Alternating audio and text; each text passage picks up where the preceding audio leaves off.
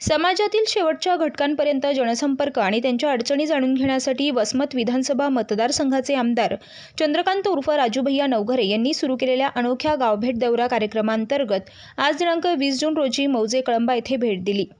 या भेटीदरम्यान स्थानिक आमदार विकास निधी आणि इतर योजनेच्या माध्यमातून जवळपास 3 कोटी 54 लाख रुपयांचा विकास निधी मौजे कळंबा येथे देण्यात आला आहे।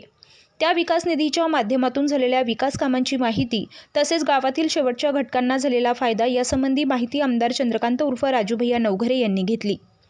मतदारसंघातील कोणतेही गाव विकासापासून वंचित राहू नये यासाठी आमदार चंद्रकांत उर्फ राजूभैया नवघरे यांनी आपल्या सततच्या व अथक प्रयत्न करून विकास निधी विविध योजनेच्या माध्यमातून प्रत्येक गावापर्यंत पोहोचवण्याचा प्रयत्न केला। मौजे कळंबा येथील ग्रामस्थांनी काही मागण्या आमदार राजूभैया नवघरे यांच्याकडे मांडल्या।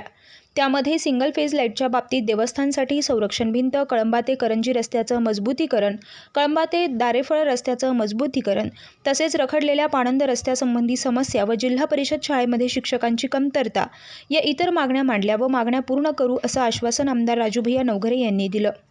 त्याचबरोबर बोरी सावंत येथे गावभेट दौरा कार्यक्रमाअंतर्गत 12 कोटी 30 लाख रुपये विकास निधी म्हणून गावाअंतर्गत सुरू असलेल्या विविध विकास कामांचं भूमिपूजन आमदार चंद्रकांत उर्फ राजूभैया नवघरे यांच्या हस्ते पार पडले।